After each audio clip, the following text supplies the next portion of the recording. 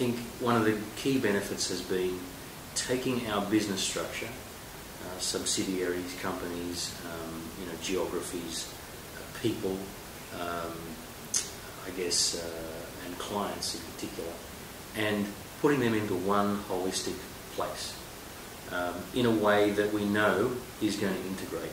And we know it integrates because the work that Shearwater did with us was to help us to map things, clients to geographies to subsidiaries, people to those things as well, so that we know that when we look for information, it's now a meshed output, something that has transparency and depth, where we can access the insight that it's telling us.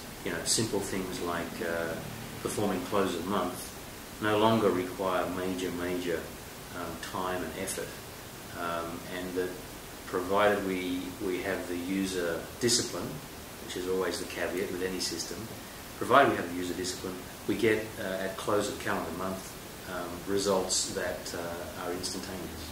So not just management of contracts, but modelling our contracts as well. So prior to agreeing to a costing, we now have a simple but effective way of laying down a project plan, including all of its likely costs, and understanding what kind of return are we getting for that proposal, where are the risks, and being able to build from the bottom up something that is sustainable, hopefully for the life of the project, be it the 3, 4, 5 months of the project.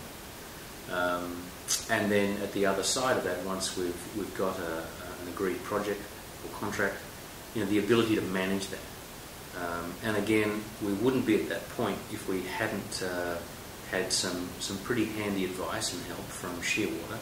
And the selling process in our industry is a difficult one. It's many contacts. It's not a continuous purchase. We're not talking monthly. There is an order for 1,000 widgets, and we send those across, and we can forecast that next month might be 950 widgets. It's a project and then nothing, and then a project and then nothing.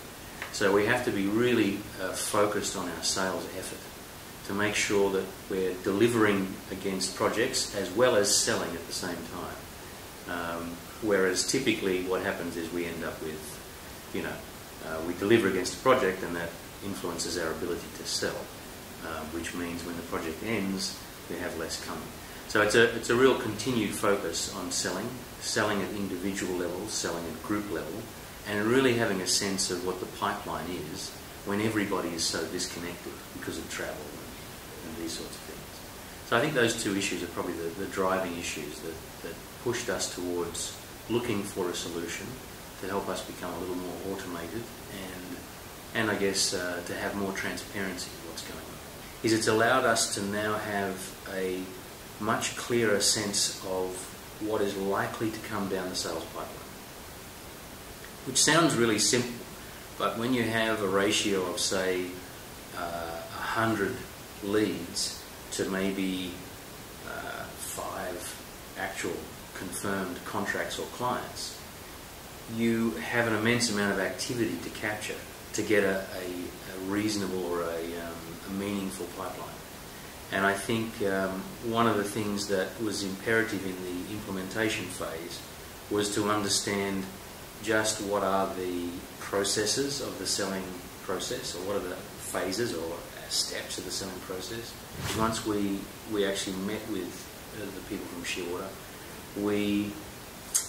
I think we quite quickly realised that there was the right balance of understanding our need and being interested to make sure the end solution really did embrace that need, as well as acquire technical confidence in the background.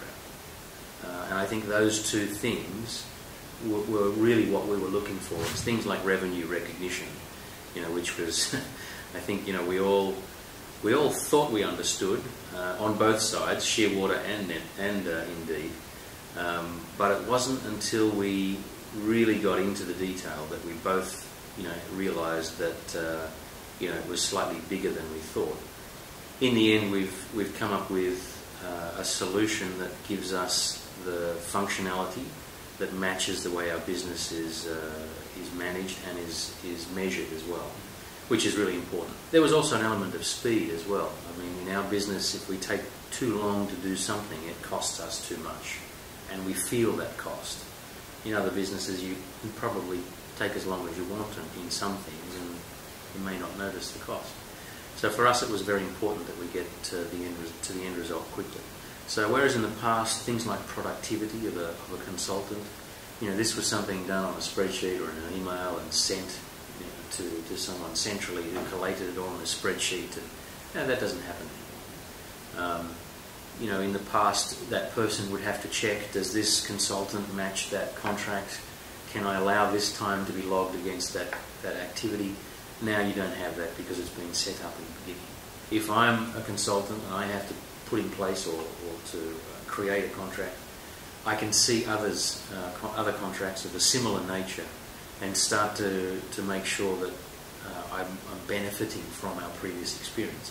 In the past, it was all silos. It was all up here, and if you wanted to know something, first of all, you didn't know whether there was information to get. Secondly, to get it, you had to email 7 people and hope that they had the time to be able to answer you. So it really has helped us to jump a few leaps, I think, in that regard. Now we have better understanding for when we are with our clients. So we can know the tolerances of the contract or the project that we're working within that time frame. We can know, do I have the ability to flex to meet the client's need, or am I in a situation where I need to be careful of my return on investment? Whereas in the past, we probably were always saying yes. And what that meant, of course, was our clients were pretty happy with that, I suppose. But the interesting thing is, even when you say no, often it doesn't mean the client's unhappy. So it was a benefit that we were giving that didn't necessarily bring us, so much benefit back, certainly nothing tangible. And of course, now what we have is, projects that are far less likely to become unprofitable. The thing we're about to start realising, as we're now using it during contracts, is we're about to realise less projects becoming unprofitable through the life of the project, which is incredibly important for our business.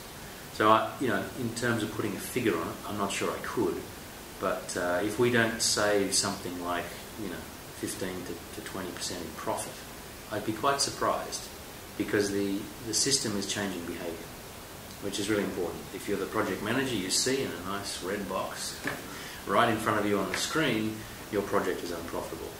And so straight away you're focused on, how do I fix that?